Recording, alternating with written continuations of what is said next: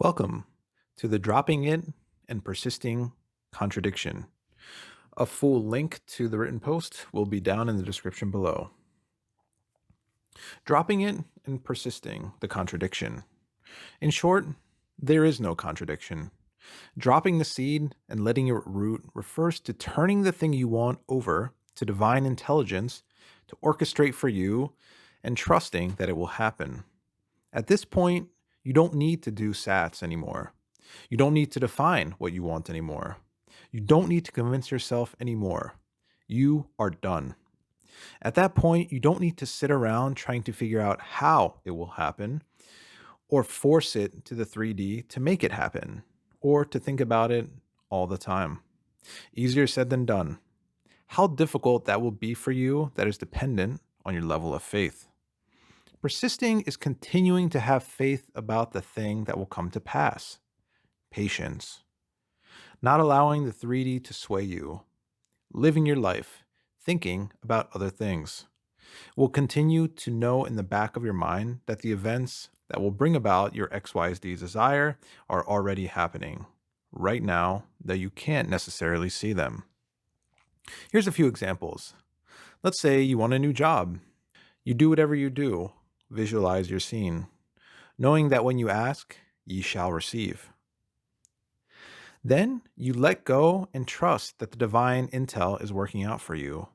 A job you think you want comes along, you apply for it, you interview for it, and you believe you'll get it. Then you don't. At this point, you don't allow this experience to shake your faith. You simply remind yourself that it's done, and you don't have to worry about it. Eventually, you get the perfect job and find out later that the original job you thought you wanted was a Ponzi scheme. Here's another example. Let's say you want a partner. You do whatever you do, visualize your scene, knowing again that when you ask, you shall receive.